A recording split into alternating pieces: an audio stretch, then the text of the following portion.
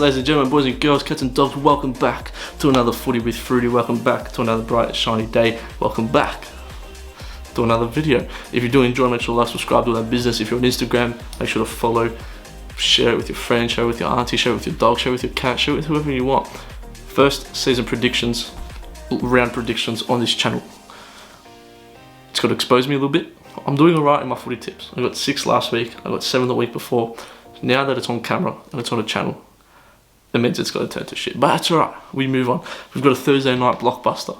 Huge game. Sydney versus Essendon. Sydney just rolled my boys Richmond the other week, and Essendon somehow just rolled St Kilda with a big thumping. It's interesting because if Essendon come out and play the how they did last week, they could give Sydney a run for their money. And I don't think Sydney have been really beat up yet. I think Richmond showed them a lot of respect last week. I think teams have shown them a lot of respect. They're a young team. If Essendon could come out, they're also a young team though, so it's going to be interesting. I'm going to go Sydney, and I think Sydney will win by 14 points. Next up, talk about big games. The boys over there, the BIIIGGs. We need to respond well. Richmond versus Port Adelaide. Major game. Never tear us apart. But guess what? Guess who's got to tear them apart? Like we did in the preliminary final last year, the BIIIGGs are going to tear apart Port Adelaide. That's it. I said it. The odds are good for Richmond too. I said it. United. Richmond is going to tear apart Port Adelaide. I could come back and look like an absolute donut, but Richmond's a champion team, and we know how to respond. This could come back to bite me in the buttocks, because Port Adelaide also have the ability to tear apart Richmond if Richmond play how we did last week. There's a lot more rowing on this for Port Adelaide, because I think at home, I think there's bigger stakes for Port Adelaide if they were to lose to Richmond, and if they were to lose by a lot also at home, people might start questioning them a little bit. Still very early on in the season, but I think if Port Adelaide lose, it's a little bit different kettle of fish than if Richmond were to lose. So I'm going to go Richmond for the win. Let me know what you think. Friday night blockbuster, mate, huge. Next up, we've got Doggies versus Brisbane. 3 games in, and we've got 3 unbelievable matches of football. Zach Bailey, what a player. Scored the goal after the siren last week against Collingwood.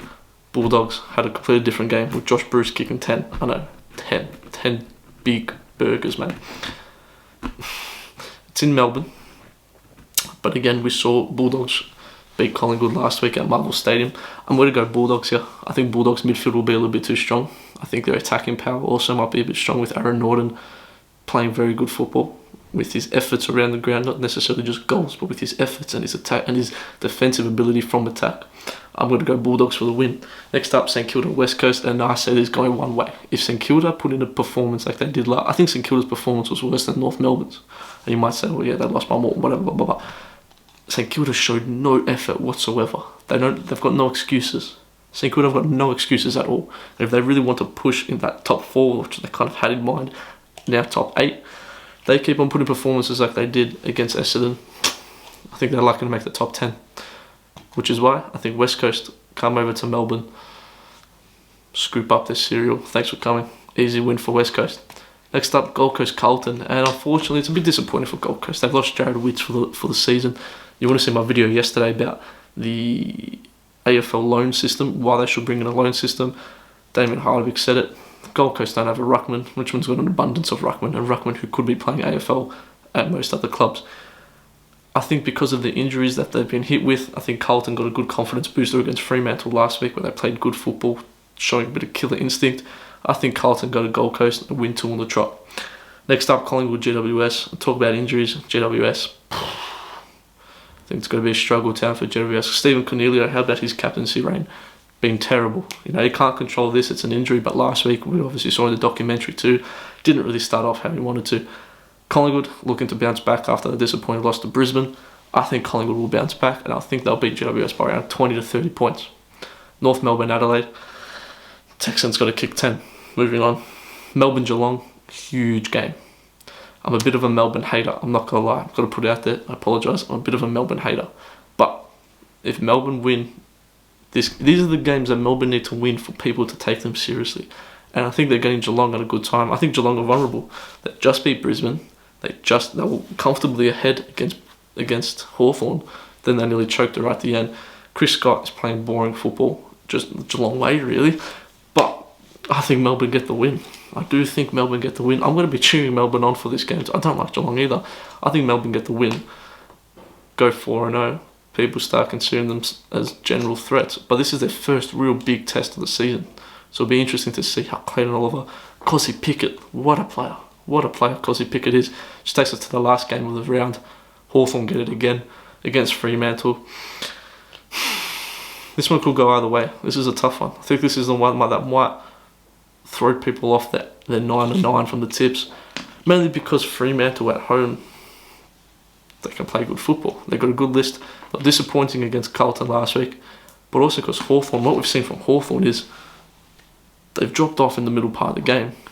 But then they've come back and they've done well. We saw that against Essendon, sorry. They came back at the end. Against Richmond was a bit of a different story, but they stayed with Richmond throughout 3 quarters, and the 4th quarter lost it.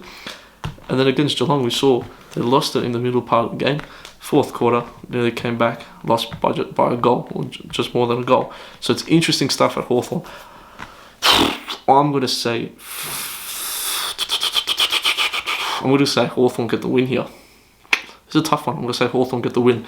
That wraps us up for round 4 predictions. On Monday, we are going to have, or Sunday, we're going to have a round 4 prediction reaction video. See what I got wrong, see what I got right, see how I fared, see what the vibes are like.